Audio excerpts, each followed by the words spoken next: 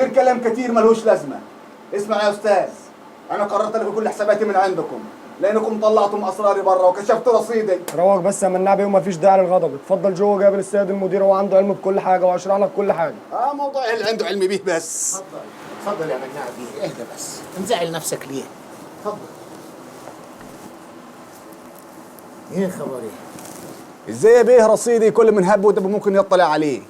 حسابات العملاء هنا سريه ومضمونه، ومش ممكن الكشف عنها لاي حد الا للعميل، الا بحكم محكمه. وده حصل معايا كيف طيب؟ يمكن موظف سربها غلط جهه امنيه ولا حاجه، لكن احنا من ناحيتنا هنكشف عنه ونوقع عليه العقاب، ما تقلقش خالص.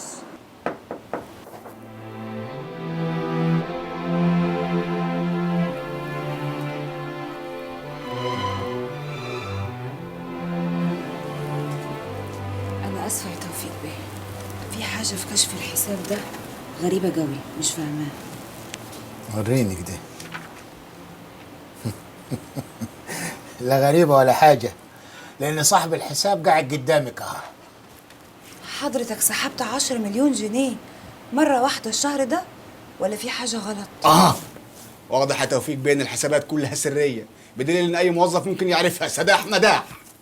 أنا آسفة بس ده شغلي في المراجعة على حسابات الصرف، ده حماية للعميل مش كشف للأسرار. اسرار ايه وبيجي فيها اسرار؟ بس وقت كلها عرفت ان اشتريت مزرعه من الحاج عبد الكريم ودفعت 10 مليون جنيه، ده انت كان ناقص تنزليها على الفيسبوك. المهم دلوقتي ناوي تفتح حساب تاني ولا مصمم تلغي التعامل معانا؟ والله يا توفيق بيه مفيش اي سبب منطقي يخلينا نتعامل معاكم تاني. لكن يلا خليها عليا المره دي، لكن يمين بالله ما حد يعرف رقم حسابي الجديد الا ونصور لك قتيل هنا. وليه بس القتيل؟ نورهان، خدي مناع بيه وتممي له الاجراءات في خدمه العملاء. تحت أمرك يا بابا. اتفضل يا أستاذ مناع. يا بنتك ايوه. ما شاء الله ما شاء الله، ربنا يخليك لك.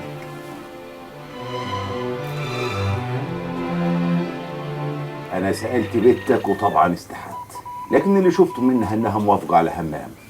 همام ما يعيبوش إلا زناخة مخ أهله.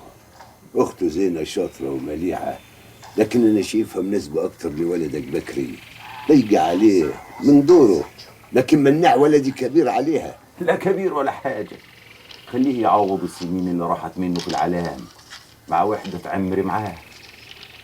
مع إن مغاوري ولد عمي كان عشمان يجوز البت فاطمة. مادام مغاوري ما كشفش عن اللي في نيته يبقى خلاص مفيش ملام عليك يا اخوي، واحنا بنعمل الصالح اللي يوحد الاهالي. وما تنساش البت فاطمه لسه صغيره. يبقى يشور على وجيدة. وجيدة تعالي تعالي شور عليكي. عارفه اللي هتقوله يا حسان، بس مش هين عليا اودي بنتي بيت البندريه تتلوع هناك واجيب بنتهم تتهنى هني في عزنا. يا راجل دول ما هنش عليهم يجيبوا تلفزيون وراديو زي الحدان، وانا بنتي خلاص خدت على العيشه الزين. بنتك راضيه يا وجيده والبركه فيها، هي اللي ممكن تخلي همام بعدين يعمل لها كل اللي هي عايزاه. وهو لو عايزها صح مش هيأخر العضله. خلاص إذا كانوا عايزين يتم الاتفاق يبقى لازم بنت تعيش وسطيهم كيفنا كانت عايشة هنا، وكيفنا بنتهم هتعيش وسطنا. اذا كان كده انا موافقه. البت اسمها زينه وهي زينه، وشها سمح ولسانها عفيف. على بركة الله. قول لهم يا ناجي إن إحنا وافقنا، وقول لهم كمان على شروطنا. بس الناس دول يا اخوي مخهم ضنم، ممكن يتصرفوا غلط، لكن على اي حال لو وافقوا على شروطنا هجيب لهم العمال يعملوا كيف ما عملنا عندنا ونبقى في الامان.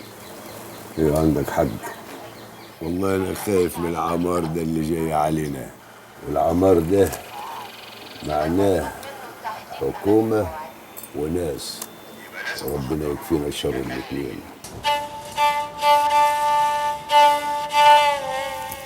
كده خلاص دخلت بياناتك ونموذج التوقيع بتاعك.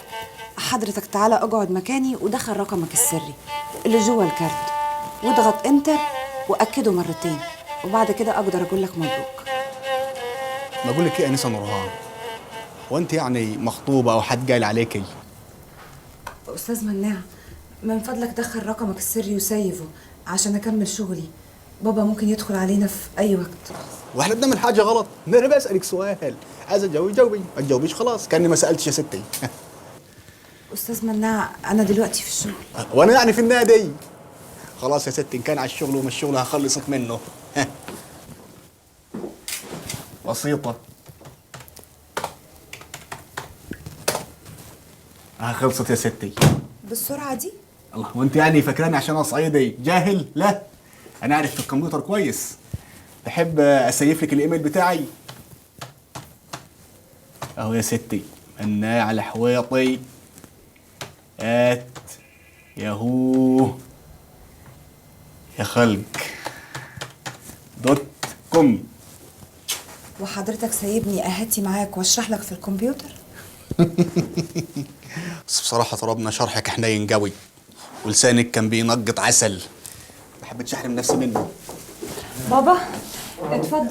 دخلت الحساب الجديد يا نورهان؟ كله تمام. لعلك تكون انبسطت يا مناع بيه. طبعا يا توفيق بيه، متشكرين متشكرين يا سيد نورهان، متشكرين. السلام عليكم. اتفضل.